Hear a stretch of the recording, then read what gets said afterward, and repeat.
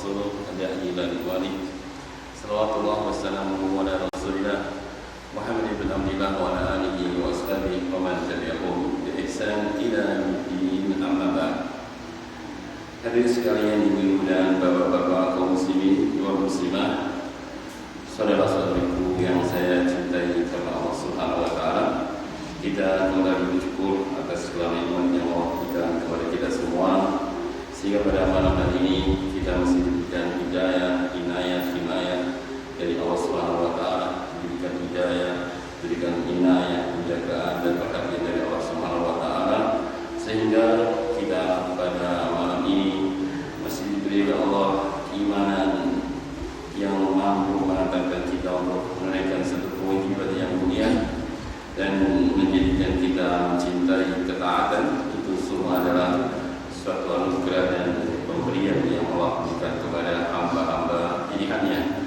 Karenanya kita bersyukur kepadanya. Semoga dengan kesyukuran kita menjadikan kekalnya nikmat ini dan tidak akan dicabut nikmat yang Allah berikan kepada kita, sehingga kita berharap kita mati di atas keimanan, bahkan kita berharap mati puncak amal dan iman yang mulia. Jemaah yang saya muliakan, untuk malam ini sebagaimana kebiasaan saya, selalu saya seling dengan materi-materi tematik, ya, sekedar untuk menghilangkan kejenuhan saya. Kita akan mengkaji tentang bab al-syahadah, bab tentang kejahilan. Banyak di antara manusia tidak paham atau kurang mengerti atau memang belum mengerti bahwa kejahilan seorang dari ilmu agama itu sudah dimasukkan dalam kategori dosa besar. Hanya kitab ini saya ambil dari perkataan Syekh Muhammad bin Abdul Wahab dalam kitab Al-Kabair, bahwa al-jahal atau kebodohan dalam ilmu agama itu dimasukkan dalam kategori dosa besar. Ini banyak yang tidak menyadari, sehingga orang itu tidak ngerti agama, tenang saja, rileks saja, gak ada beban sama sekali, tidak ada beban sama sekali. Ini yang membahayakan. Kalau terus dia di atas demikian tidak menyadari bahwa kejahilan seorang dari ilmu agama itu menjadikan termasuk dalam golongan dosa besar. Bahkan kemarin sudah kita kaji, ya, termasuk manusia yang Allah murkai, ya, sebagaimana hadis yang disebutkan Nabi, innallaha yaqdaru kula jadoliyin biwaladin ashabin binahar al-ashraq sifatin bidayri wa khimari binahar alimin fi umuri dunya jahilin di umuril akhirah. Allah sangat murka kepada orang-orang yang berperangai kasar dan keras, ya. Orang-orang yang sombong menolak kebenaran dan meremehkan manusia, orang-orang yang suka teriak-teriak di pasar, tidak punya adab dan akhlak, dan orang-orang yang menjadi bangkit di waktu malam, orang-orang yang khimar di waktu siang, dan orang-orang yang ilmu dunianya alim tapi jahil tentang ilmu akhirat. Jadi termasuk kategori apa? Orang-orang yang dimurkai oleh Allah. Karenanya kita mengkaji ini supaya kita menyadari bahwa kejahilan dalam ilmu agama itu suatu hal yang sangat membahayakan dan masuk dosa besar. Semoga dengan bab ini nanti bisa menjadi motivator bagi kita, tertib bagi kita, bahwa kita semakin semangat dalam belajar agama, semakin semangat dan bersungguh-sungguh dalam menuntut ilmu, ya, bukan sekedar kita datang pulang, bukan itu, tapi betul-betul kita menyadari bahwa untuk ilmu agama adalah kewajiban yang sangat mulia. Ya, dan dengan belajar agama itu dosa-dosa kita dengan langsung hilang waktu seketika, otomatis. Ya, jadi mana jalannya? Kalau orang ngaji itu dosa kita hancur, ya sudah jelas, ya. Orang yang menuntut ilmu itu amalannya sangat besar pahalanya, dan sudah dimaklumi ketika seorang beramal soleh, maka semakin amal itu semakin besar pula dalam mengumpulkan dosa-dosa kecil, ya. Innal hasanat yudhibna sayyi'at, kata Allah, sesungguhnya kebaikan itu menggugurkan dosa-dosa kecil, kejelekan-kejelekannya. Dan untuk ilmu adalah kebaikan yang sangat besar, maka otomatis dengan seorang belajar ilmu agama, otomatis pula dosa-dosa kecilnya akan terkikis, ya. Ini diantara salah satu keutamaan orang belajar. Nah, dibawakan oleh penulis beberapa ayat. Dibawakan beberapa ayat dan satu hadis dari Nabi tentang dalil bahwa kebodohan ini hal yang membahayakan. Allah berfirman dalam surah Al-A'raf ayat 179, "Wa laqad dara'na li jahannama katsiran minal jinni Lahum qulubun la yafqahuna biha. Ya, sampai akhir ayat. Dan sungguh kami telah persiapkan di jahannam, untuk neraka jahannam, katsiran dari kebanyakan, minal jin dari kalangan jin, wal ins dan manusia. Ini sudah bisa difirmankan oleh Allah bahwa neraka jahannam sudah dipersiapkan. Kata tarakna itu fi'ilnya fi'il madhi, kata-kata bentuk lampau, berarti neraka jahannam sekarang sudah ada, sudah siap. Sudah kami siapkan neraka jahannam untuk kebanyakan manusia dan kebanyakan jin. Setelah itu Allah menjelaskan kriteria mereka. Lahum qulubun la yafqahuna biha. Mereka penghuni jahannam itu adalah qulubun, dulunya ketika di dunia punya hati. Ya, hatinya itu tidak untuk memahami agama, tapi la yafqahuna biha. Hatinya enggak bisa faham. Hatinya juga bisa memahami agama. Walahum ayyunun, mereka punya mata-mata. La yubsiruna biha, namun tidak bisa matanya untuk membaca dan melihat kebenaran. Walahum udhun, jadi mereka punya telinga-telinga. La yasma'una biha, tapi telinganya juga tidak mampu untuk mendengar kebenaran.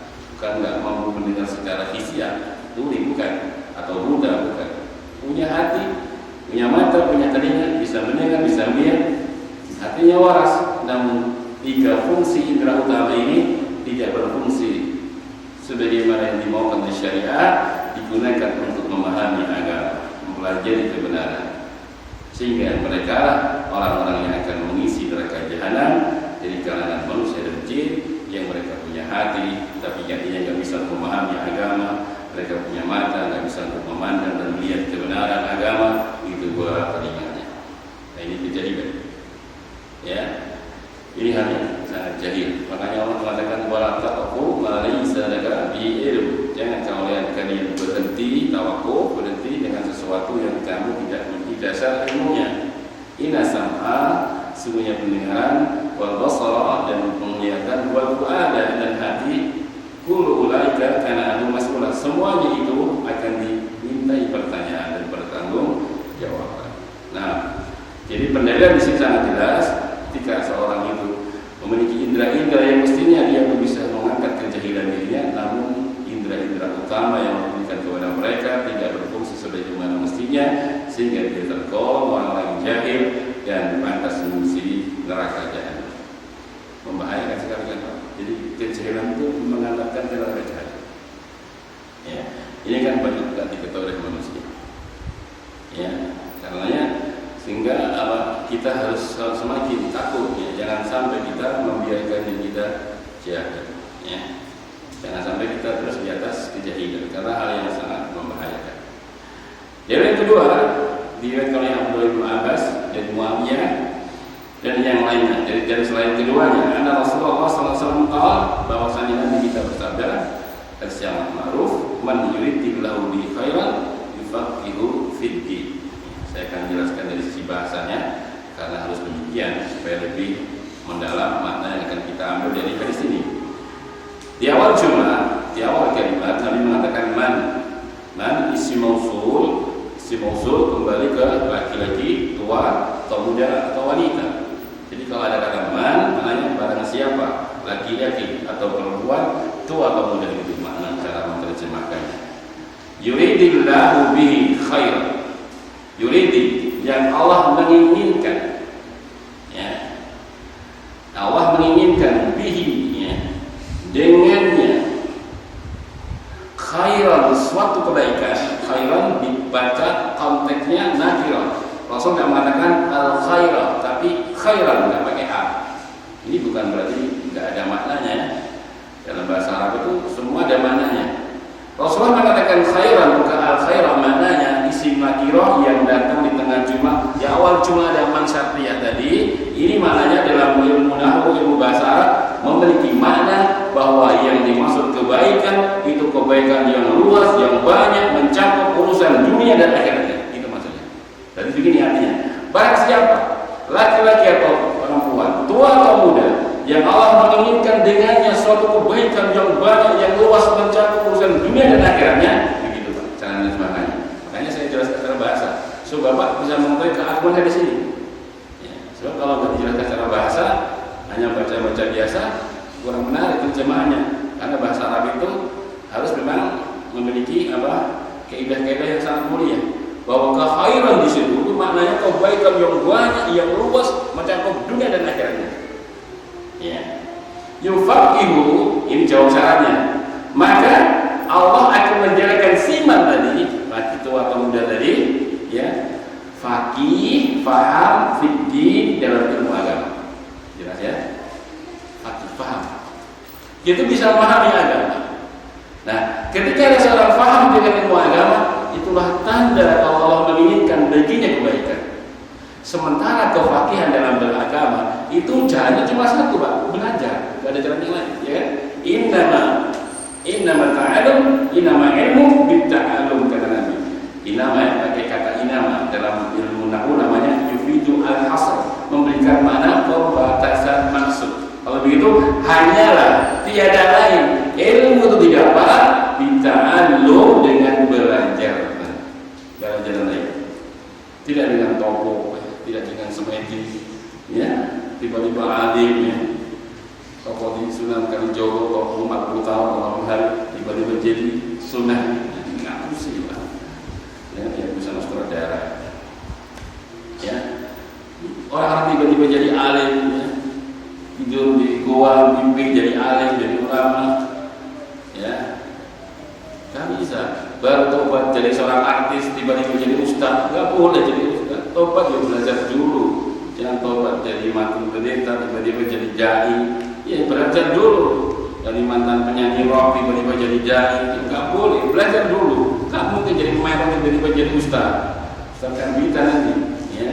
Agama itu tidak boleh mudah semangat segala. Ini masalah ilmu berkaitan dengan kebenaran. Oleh karena harus mempelajari dulu. Baru kalau sudah paham, diajarkan kepada yang lainnya, itu masya Allah. Ya. Jelas di situ pendalilan bahwa ketika Allah menginginkan kepada siman tadi, kita semua insya Allah bapak-bapak ibu-ibu yang saya muliakan, kalau Allah ingin kebaikan yang baik yang luas, kita akan difaqihkan dan difahamkan dengan agama, dan tidak ada jalan lain untuk faqih dan faham kecuali seperti ini. Kita belajar ilmu agama istiqomah rutin, runtut gitu ya. Bab-babnya itu jelas, ya. Pelajarannya itu jelas, yang dipelajari jelas. Jelas ya kalau begitu. Nah, ini kata Ibnu Hajar Asqalani, pensyarah kitab Sahih Bukhari, Fathul Bari itu ya. Beliau memberikan ini hadis memiliki makna mafhum mukhalafah. Jadi mafhum mukhalafah itu maknanya pemahaman kebalikannya. Kalau hadis ini menyatakan bahwa bagi siapa yang Allah inginkan kebaikan, Allah akan jadikan kebaikan yang baik, dijadikan dia faqih, berarti pemahaman kebalikannya. Kalau seorang itu tidak faham agama, dia yang diharamkan dari kebaikan, maka atas itu. Ya. Jadi kalau orang nggak punya kefakihan dalam agama, nggak punya pemahaman dalam agama, orang itu tidak akan diberi oleh Allah kebaikan, bahkan dia diharamkan padanya kebaikan. Ngeri kan kebodohan itu? Ya. Bahaya sekali kejahilan. Ini yang harus kita tanamkan kepada kita semua, keluarga kita. Jangan biarkan kita dan keluarga kita terus di atas kejahilan, tidak mau belajar. Istrinya bisa diangkat di sini, kita dia lagi. Kalau jenengan bisa mengulang pelajaran, diajarkan kepada istri, silakan. Kalau bisa merekam tadi kajiannya ini, dengarkan, ya alhamdulillah. Kalau enggak, bisa didatangkan di majelis, didatangkan saja. Kalau saya boleh kasih masukan saja, tidak usah ditutup pengajiannya Pak ya. Tapi disuruh saja jaga protokol kesehatan yang ditangani oleh pemerintah, jaga jarak, pakai masker semua. Ini nggak usah ditutup Pak. Ya. Intinya nggak usah dibatasi, hanya sini saja. Buka saja tidak batas, tapi disyaratkan semua yang hadir menjaga protokol kesehatan. Untuk dari rumah, sudah dari rumah pakai masker, kalau di sini jaga jarak seperti ini, insya Allah tidak apa-apa. Ya. Daripada ditutup. Sebab kadang-kadang orang ini belajar ya, tiba bisa ngaji pasiennya. Itu kalau masukan saya. Ya. Jadi kalau tidak terima, kita tidak apa namanya, cuma masukan saja. Jalan yang ketiga, Pak, yang menunjukkan bahwa kejahilan itu membahayakan. Fi hadis Ibarah Ibn Azib. Hadis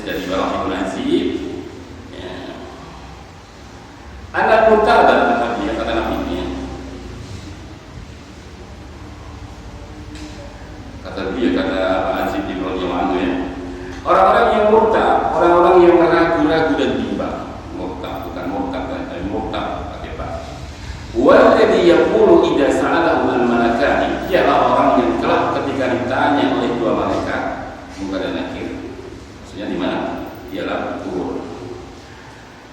Kata Abdullah bin Najib, orang-orang yang murtad, orang-orang yang hidup dengan kebimbangan dan keraguan, ketika dia nanti akan ditanya oleh dua malaikat di alam kuburnya, dia akan menjawab ha-ha-hu. Ha-ha itu dalam bahasa Arab lupa ingat. Dia itu ingat tapi nggak bisa keluarkan. Nyiksa saja, cuma nyiksa ya. Jadi kalau ditanya sesuatu lupa kan nyiksa. Siapa ya? Saya itu ingat tapi nggak bisa keluarkan. Dipikir terus nggak ketemu. Akhirnya malah menyiksa. Menyiksa nggak tahu. Menyiksa nggak tahu malah. Kalau saya lupa malah tenang. Nah, ini simbol tapi ini orang yang ragu itu ketika hidupnya dulu. Tatkala ditanya nanti dia ha-ha-hu, aku nggak tahu.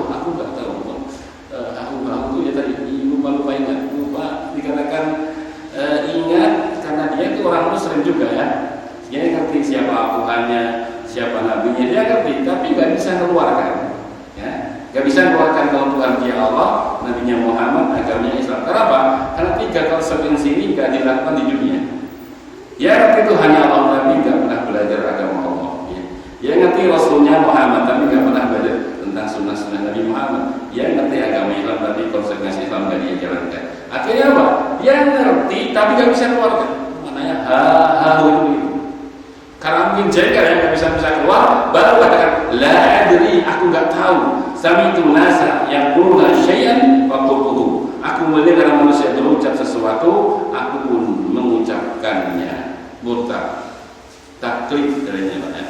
Aku dengar manusia berucap sesuatu, aku pun berucap sebagaimana manusia. Jadi bukan ilmu, tapi taklid. Inilah yang kau akan disiksa di dalam alam kubur. Ya.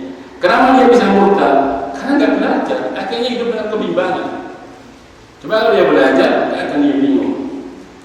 Tidak akan dia mendapatkan kebimbangan. Ya, keraguan yang datang pada hati mereka menjadikan mereka tidak mampu menjawab ala di malam kubur karena kengerian dan kebodohan ini. Ya. Oleh karenanya jemaah, taklid ini perkara yang berbahaya. Ya. Atau saya jelaskan dulu makna taklid supaya kita tidak lebih mudah untuk memahami. Taklid itu istilahnya mengikuti seseorang tanpa dalil. Jadi kalau dibilang ini, ittiba man laisa hujjah bila hujjah. Tapi itu adalah ittiba, man, dia mengikuti seseorang yang bukan hujjah. Orang itu bukan pantas menjadikan sebagai argumen.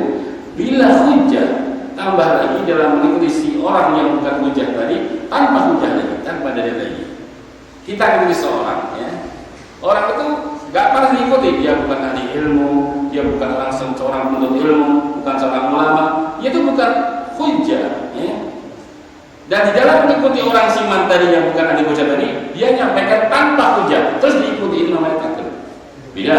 Kalau saya nyampaikan tentang ilmu, dari ini Pak, jangan ngamalkan, itu jenengan bukan taklid kepada saya, karena saya membawakan dari jenengan ngamalkan ikuti dan beda ini enggak. Orang ini bukan ahli hujjah, ulama, bukan ustaz, bukan kiai, bukan mubaligh, bukan karena dia mungkin ahli bidah atau ahli ceramah, pintar ngomong ya.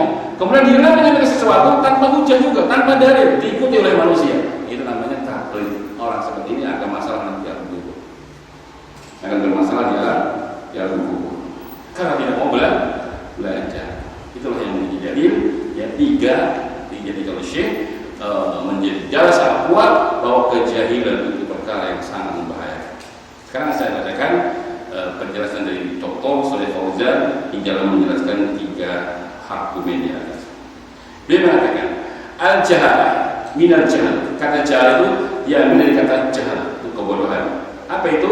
Wahwa ditul ilmu, lawan daripada ilmu. Jadi kalau jahil lawannya ilmu, orang berilmu lawannya jahil. Jahil lawannya ilmu. Itu maknanya. Fala yajuzu lil insani an yabqa jahilan fi umuri din, maka tidak boleh seorang manusia untuk dia istiqomah di atas kejahilannya di dalam perkara agama, lalu dia tidak perlu terus. Harus ada ikhtiar, ada usaha untuk mengangkat kejahilan. Harus ada usaha. Kata Imam Ahmad, ya, al-ilmu la yaqdiru syai'un idza sahhat niyatuhu. Kata Imam Ahmad, ilmu itu nggak akan bisa ditandingi kemuliaannya oleh apapun jika orang yang belajar itu lurus niatnya.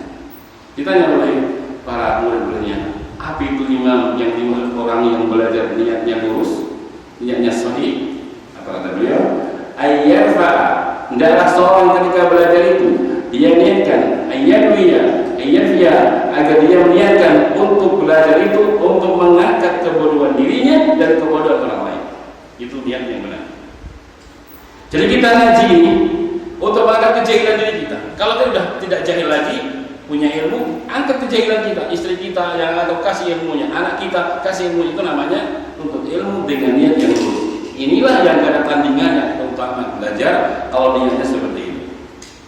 Untuk mengangkat kejahilan diri kita. Kenapa kita tidak mengangkat kejahilan? Karena kita sudah ditetapkan oleh Allah lahir dalam keadaan jahil. Ya, kita ini semuanya dalam kondisi jahil. Kalau kejahilan yang diangkat dengan belajar tetap jahil, walaupun sudah tua renta, kalau nggak belajar pasti dia jahil. Ya, Allah mengatakan, wallahu akhrajakum fi butuni ummahatikum la ta'lamuna syai'a. Allah lah yang telah mengeluarkan kalian dari perut ibu-ibu kalian dalam kondisi nggak ngerti apa-apa.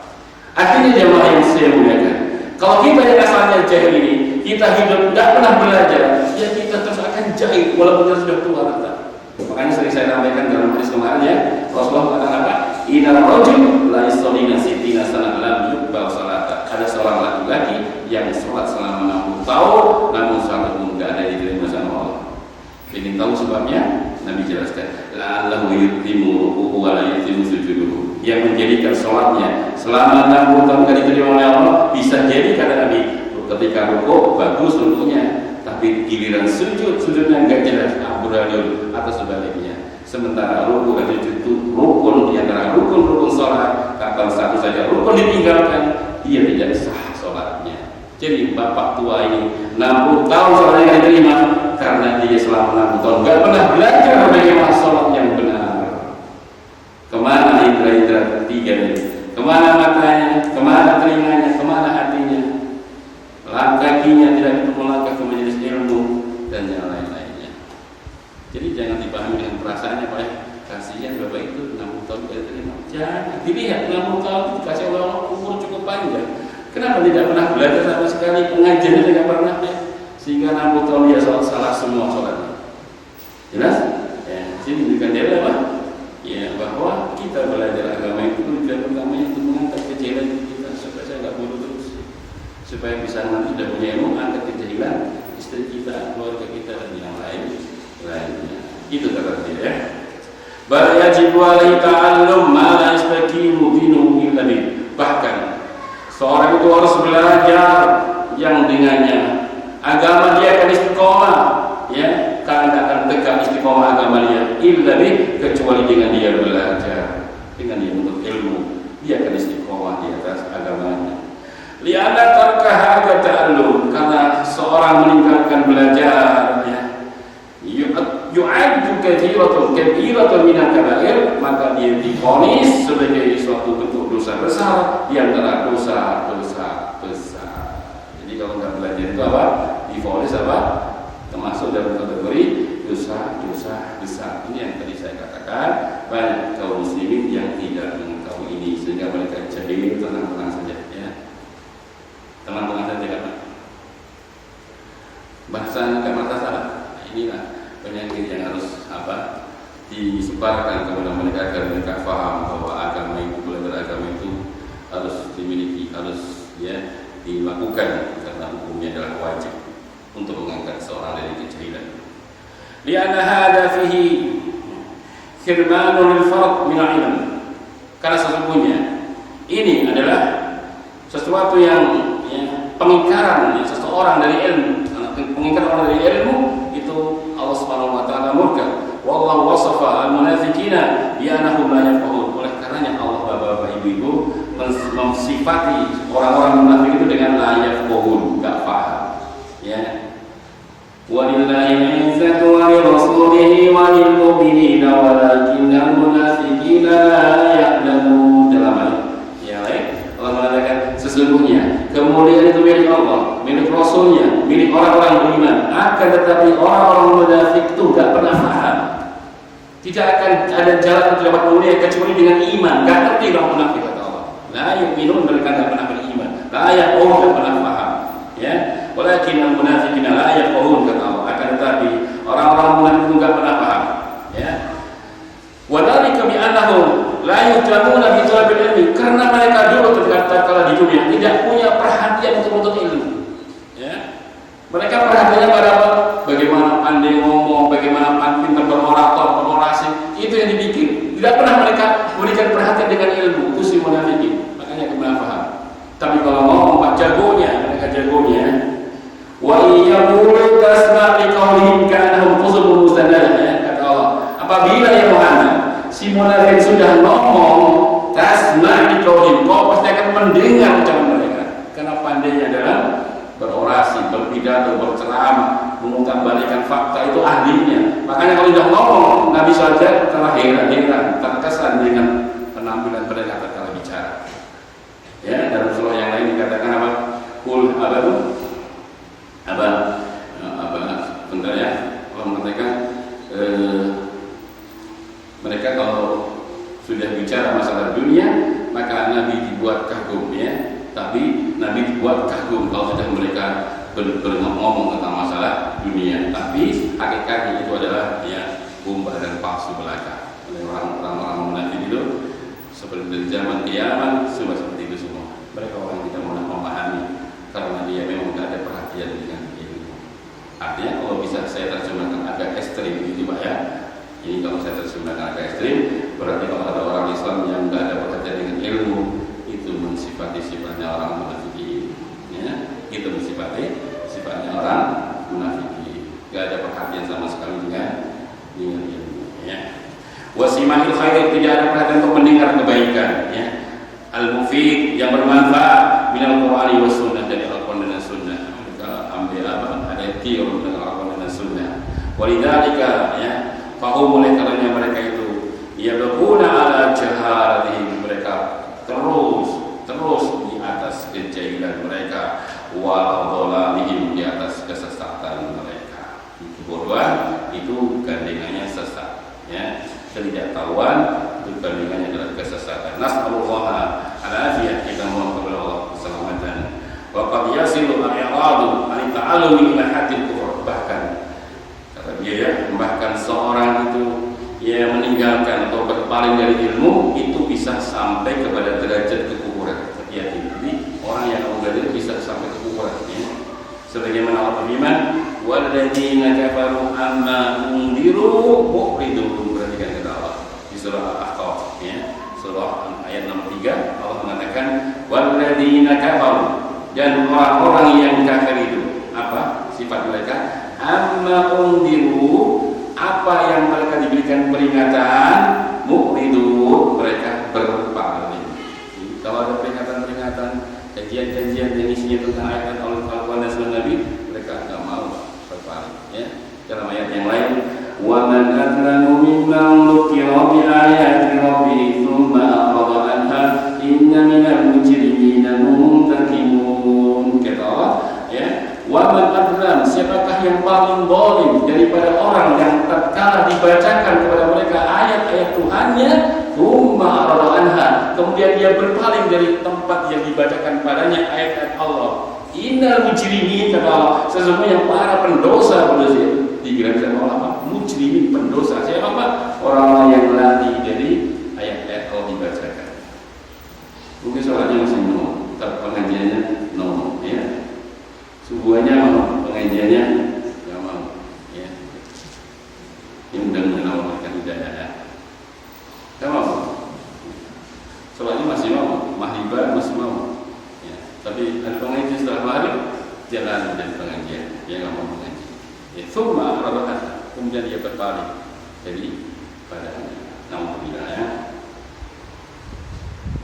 Kayak dia, saya itu sampai hari ini kalau ada dan kayak minta apa itu murotal gitu atau yang murotal itu, kalau sudah berbunyi saya nggak berani matiin sampai selesai ayat. Saya akan matiin kalau selesai ayat, kalau saya berat. Saya khawatir termasuk ayat orang dibaca Al-Quran kok ya hari saya khawatir. Ya. Saya dari rumah ada TV Roja ya. Untuk istri saya kasih kajian-kajian itu. Kalau sedang baca Al-Quran dimatiin saya mesti marah. Jangan gitu. Itu bahaya. Kalau kau nggak mau, kalau kau sudah nyetel itu kajian mau baca Al-Quran, dengarkan saya. Kalau kau sudah putus pada ayat terakhir, jangan diputus di tengah-tengah ayat. Kita khawatir ada termasuk orang-orang yang dibaca ayat Allah dimati ya. Nah, kita khawatir kena ayat ini. Jelas Bapak Ibu yang saya muliakan, bagaimana bahaya kemunafikan atau kejahilan. Au yasilu ila hatin nifaq, atau bisa sampai kepada derajat kemunafikan. Waqad kana munafiquna yahduruna majalis Rasulullah sallallahu alaihi wasallam wa yastami'una lah, ya kata beliau. Ya, kadang-kadang ya, orang munafik itu di masa Nabi mereka hadir di majelisnya Rasulullah sallallahu alaihi wasallam wa yastami'una lah, dan mereka mendengar Nabi fi khutbatil Jumat, pada khutbah Jumat. Karena ngerti sholat Jumat wajib ya, orang munafik enggak mau enggak berani kan, maka mereka pun terpaksa ikut Jumatan. Mereka mendengar Nabi berkhutbah. Setelah mereka mendengar Nabi berkhutbah, walakinnahum indama yahrujun min indihi, namun tatkala sudah keluar dari majelis Nabi, dari khutbah Nabi, sudah selesai sholat Jumat, kana haluhum ka'annahum ma hadaru, maka keadaan mereka seperti keadaan orang yang enggak hadir. Ya, di hadirnya sama tidak. Coba ya. Nah, wa fi hadza yaqulu Allah Ta'ala, oleh karenanya Rasulullah berkata, ya wa minhum man yastami'u ilaik hatta idza kharaju min indika qalu lil ladzina utul ilma ya madza qala alifa. Dalam surah apa itu Muhammad surah nomor 47 ya 48 ayat ke-16 Allah mengatakan wa minhum, ada dari sebagian mereka orang munafik maksudnya, man yastami'u ilaik, ada orang munafik di sebagian mereka yang mendengar kepadamu ya Nabi, hatta idza kharaju, sehingga tatkala mereka sudah keluar min indika, dari majelismu, kalau mereka berkata lilladzina utul ilma, kepada para sahabat yang punya ilmu, apa kata mereka? Madza qala alifa, apa dari Muhammad ngomong apa tadi? Si Muhammad tadi ngomong apa? Bayangkan di majelis Nabi berkhutbah, setelah keluar dari majelis Nabi mau masalah itu tadi Muhammad ngomong apa? Insya Allah ya, alhamdulillah nggak paham, nggak bisa paham. Ya, nah, makanya ada ulama ketika baca ayat dia kurang paham, beliau menangis. Tanya, kenapa kau menangis ya? Saya nggak bisa paham ini.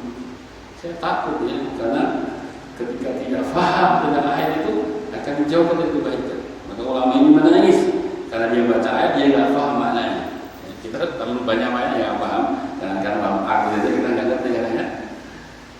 Sekarang apa yang kita baca? Wa likulli humazatil humazat alladzi jama'a ma wa ada, apa artinya apa? Apa saja apalagi maknanya ya. Ya itu berarti kita masih jahil semua. Ya karena terus belajar. Semakin ngaji nanti semakin kita tahu diri kita ya. Semakin ngaji semakin kita tahu diri kita. Ya. Kalau kita nggak ngaji, diri kita dikira apa yang alim ya. Ya, paling alim. Makanya orang itu sebenarnya mudah, asal tidak sombong, menerima kebaikan dan ilmu itu akan alim insya Allah. Yang sulit alim itu satu, pertama kata Bang Mujahid, kemudian yang bernafas, dua ini perilaku atau sifat yang jangan diharap dia dapat ilmu. Pertama, mustakbir, orang yang sombong. Orang sombong gimana dapat ilmu? Saya sudah ngerti itu ilmu. Yang kedua, mustahil, pemalu. Mengaji, malu saya. Kenapa malu? Saya masih kotor hati saya. Jawab. Itu saya malu. Terus dia malu terus. Sampai kapan dia akan tidak malu? Nah, malu dalam kondisi seperti ini, malu bukan pada tempat. Orang ini tidak akan dapat ilmu. Orang yang sombong dan pemalu, ini tidak akan dapat ilmu. Nah, ya, kalau pemalu mungkin lebih bisa selamatkan yang ini. Tapi kalau sombong ini sulit. Dia sombong itu gandengannya mesti ngeyel. Oh ngeyel itu angin kan? Imam Syafi'i itu kalau debat gak pernah kalah, kecuali sama orang ini, orang bodoh. Kalau bodoh, beliau kalah debatnya. Bodoh ada dua orang Pak, contohnya dua orang di padang pasir. Terlihat sana ada hitam itu. Satu, apa ya? Itu burung, enggak. Kambing. Enggak, burung, enggak kambing. Ayo kita dekat, ayo dekat. Sudah dekat terbang. Lah, burung enggak kambing. Terbang. domba tetap kambing. Alhamdulillah, rangel sudah salah kalah sih ya. Jadi kambing enggak itu burung kambing, kita dikali. Jadi kan terbang, ya benar kan burung kan? Enggak itu kambing, belum terbang, ya terbang kambing kalau kita terbang, itu yang bodoh kan? Ya. Kapan kalahnya kalau seperti ini? Terbang ke kambing, sudahnya ya sombong, kamu kalah. Ya nanti mampu deh sih, terus mampu. Namanya orang jauh begitu, ya makanya nggak dapat ilmu, kurang sudah salah nggak mau ngaku salah ya, akhirnya buruk terus. Fahum khadaru bi ajsamihim, mereka hadir dengan jasad-jasad mereka para munafikin. Lakinna uqulahum, akan tapi akal-akal mereka, wa qulubuhum, hati-hati mereka kana ghaibatan, seperti ghaib, seperti enggak ada. Jasadnya ada di sana. Ya. Nah, hatinya ngerti. Akalnya ada juga sehat, tapi keadaan mereka seperti ghaibah, seperti tidak ada. Fakanu idza hadaru khutbah Nabi sallallahu alaihi wasallam wa kharaju ba'daha yas'aluna sahabat. Tatkala mereka mendengar dan hadir di khutbah Nabi, setelah mereka keluar, mereka bertanya kepada para sahabat, "Mada qala Nabi?" Apa tadi yang diomongkan sama Nabi? Enggak mungkin saya enggak paham saya. Maksudnya apa tadi? Kama sa'aluhu Ibn Mas'ud fahum la yafhamun, sebagaimana mereka bertanya kepada Abdullah Mas'ud, maka beliau mengatakan la yafhamun, mereka orang yang tidak pernah paham. Wala yafaduna wala yafqahuna, masa mereka enggak bisa menghafal, mereka enggak bisa faqih dan paham apa yang mereka dengar dari Rasulullah SAW. Karena Nabi itu kalau sudah bicara fasihnya luar biasa. Nabi itu kalau ceramah fasih banget. Jadi hampir-hampir sulit orang enggak paham. Saking jelas dan gambarnya kalau beliau ceramah ya. Saya kasih dalilnya bagaimana ceramah Nabi. Ribat bin Sariyah bercerita ya. Ribat berkata, wa awala Rasulullah sallallahu alaihi wasallam mau'ibatan wajilat minhal qulub wa darafat minhal uyun faqulna ka'ana ma'udatan mu'alik fa'usina. Kata Ribat bin Sariyah, aku telah mendengar Nabi kami memberikan wejangan dengan satu wejangan dan nasihat yang menjadikan hati-hati kami bergetar karenanya, mata-mata kami melelehkan air mata. Ya. Hati mereka bergetar, menunjukkan bagaimana gambar dan jelasnya pahami oleh para sahabat, dan mata-mata mereka melelehkan air mata, menunjukkan bagaimana mereka sangat terharu dengan apa yang disampaikan Nabi SAW. Tapi dalam kondisi seperti itu, si munafikin tetap gak paham. Kenapa Pak? Dia akan menjelaskan di qulubihim maradun fazadahumullahu maradan, di hati mereka ada qulub, ada marad, penyakit. Yang ada penyakitnya, maka Allah menambah penyakitnya. Walamma zagu wa zaghallahu qulubahum, tatkala di hati mereka zaid, ada hati yang ingin menyimpang dan sesat, maka Allah menambah kesesatan pada hati-hati mereka. Inilah bahayanya kalau sudah terjadi penyakit kemunafikan, kebenaran tertutup di hati-hati mereka. Ya, sampai sini dulu. Ada yang perempuan silakan.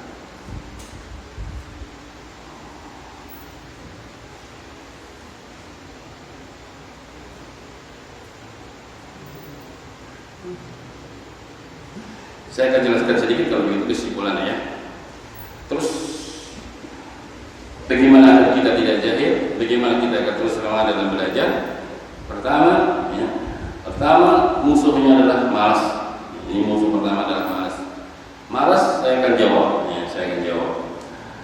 Malas ini penyebabnya satu. Mereka tidak mengetahui keagungan ilmu. Mereka tidak mengetahui keutamaan ilmu, sehingga dia tidak begitu semangat dalam belajar. Maka beritahu dia bagaimana keutamaan ilmu. Ya. Yang kedua, malas ini muncul karena sebab maksiat. Ya. Dan ada kemaksiatan, orang ini masih suka berbuat maksiat, sehingga maksiat itu menghalangi dia dari ketaatan. Ya. Makanya Nabi kita mengatakan, ittaqi al-ma'arif takun adalah, tinggalkan apa yang Allah haramkan, niscaya akan jadi orang yang paling banyak ibadah dan ketaatan. Jadi yang menjadikan orang itu malas belajar karena ada maksiat yang mungkin dia masih sering lakukan, mungkin masih mengumbar pandangannya. Ya. Ini pandangan ini mengganggu hati, mungkin masih nggak menjaga lisannya, ngomong ceplas-ceplos seperti manusia. Terus ini mengganjal ketaatan. Tinggalkan yang diharamkan. Mungkin masih suka makan yang haram, masih suka minum yang haram. Ini menjadikan dia malas, karena jasad yang tumbuh dari barang yang haram itu tidak akan cocok Nabi kita bersabda, kullu lahmin nabata min suhtin fannaru aula bi. Tiap daging yang tumbuh dari barang yang haram, neraka lebih layak untuknya. Maksudnya apa? Kalau orang dagingnya gedenya dari haram, amalnya dia akan mengarah ke neraka. Ya. Tapi kalau amalannya makan yang baik, arahnya ke surga ya. Allah mengatakan, ya ayyuhar rusul, kulu minat thayyibat wa'malu shalihan bima ta'malun alim. Wahai para rasul, makanan yang halal, beramal yang saleh. Pas. Kalau amalnya halal, mesti amalnya saleh. Kalau amal makannya haram, amalnya mesti ke neraka. Nah, malas itu penyebabnya mungkin dia masih melazimi perkara yang haram yang masih dia lakukan sehingga menjadikan berat untuk melaksanakan ketaatan menuntut ilmu. Nah, berarti tobat, bersihkan dari akhirnya kita masih berbuat dosa, banyak-banyak istighfar, bicara. Kalau enggak akan malas terus. Yang ketiga, saya bawakan fatwanya Syekh Shalih Al-Utsaimin tatkala beliau ditanya seorang Syekh, bagaimana kalau saya itu malas begini, malas sholat, malas jamaah, malas mengaji, malas begini, malas begitu? Kata beliau, ya bisa jadi kalau seperti itu mungkin Allah nggak suka dengan ketaatan. Mungkin Allah nggak suka dengan ketaatanmu. Nah ini yang kita ya, inilah takut ya. Kok saya malas sholat jamaah ya? Mungkin Allah nggak suka dengan ketaatanmu. Oh, segera takut ya, segera dia sholat jamaah. Kalau kok malas belajar, mungkin Allah nggak suka dengan ketaatanmu. Segera jangan dibenci oleh Allah sehingga dia rajin dan taat. Ya, itu insya Allah dengan itu mudah-mudahan akan membangkitkan kita untuk semangat belajar. Tapi susah berat. Ya memang begitu sunatullah. Kalau kita nggak mau capek-capek dan berpahit-pahit dalam belajar, saya kasih fatwanya Al-Imam Syafi'i. Beliau berkata, man lam yadurra ta'allumi sa'atan ta'jarra kaksar jahl tulal hayatihi. Kata beliau, siapa yang tidak mau merasakan pahit getirnya dalam belajar walaupun sesaat, maka dia akan menelan gelas kebodohan sepanjang hidupnya. Saudara Muhammad. Jadi belajar itu memang ada pahit getirnya. Sekarang jangan di sini kan melangkah Pak, yang jauh pakai motor, udara hujan, gelap, dingin. Itu namanya bercapek-capek dalam belajar. Kalau jangan nggak mau begitu, jangan harap dapat ilmu. Ya, harus melangkah, harus belajar. Karena mencatat, karena mengulang, karena mendengar, memahami berat. Tapi itulah tiap-tiap dapat ilmu. Kata Imam Syafi'i, siapa yang tidak mau merasakan berat salah hatinya dalam belajar, walaupun sesaat, dia pasti akan menelan gelas kebodohan sepanjang hidupnya. Kan bodoh terus sampai hidup, sampai mati. Kalau nggak mau capek-capek dalam belajar. Ya. Kita ini belum apa-apa jika dibandingkan dengan para ulama kita. Ya. Tapi Bapak Ibu yang saya muliakan, di antara indahnya ngaji atau belajar, ketika kita awal-awal berat dalam belajar, tapi ketika Allah sudah mengetahui kesungguhan dia tetap belajar dan belajar, nanti Allah akan mengganti hal itu menjadi nikmat lagi Pak, bukan lagi berat, tapi menjadikan akan rasakan nikmat ngaji nanti. Alhamdulillah. Ya. Itu kita rasakan juga ya. Bapak-bapak saya kasih contoh ya, kalau bapak ngaji di sini, ngaji nggak tahu tiba-tiba udah selesai ngajinya nggak terasa, itu insya Allah bapak sudah mendapatkan nikmatnya ilmu ya. Tiba-tiba udah selesai, sudah ada perasaan barusan, tiba-tiba udah ada, nggak terasa 1 jam kita ngaji, itu namanya bapak sudah Allah berikan kelezatan dalam belajar. Tapi kalau setelah 1 jam mulai bernawas sejak, tapi orang nah, itu tandanya jenengan itu nggak nikmat, ya nggak nikmat ya. Saya merasakan di sana kalau proyek di rumah Pak, baca ini berjam-jam saya nggak terasa. Tapi saya menjengkel ya, saya bersih-bersih, saya baca, saya nggak terasa. Lalu apalagi buka referensi, buka rujukan-rujukan dari-darinya, agak nulis, itu berjam-jam nggak terasa, nggak tahu. Itulah senangan saya apa? Oh ini begitu udah di depan kita, udah ngerti nulis hadis, itu asik sekali ya, nggak mau diganggu maunya ya.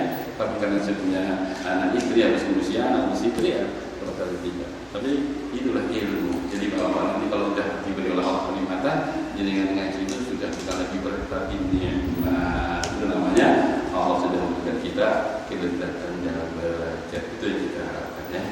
Mudah-mudahan pertemuan sikap ini bisa menjadi motivator bagi saya pribadi dan teman-teman semua, hadirin semua, dan hadirat. Mudah-mudahan kita semakin semangat dalam belajar untuk mengangkat kebutuhan pada demikian para guru subhanahu wa ta'ala, wa bihamdihi asyhadu an la ilaha illa anta astaghfiruka wa atubu baik. Assalamualaikum warahmatullahi wabarakatuh.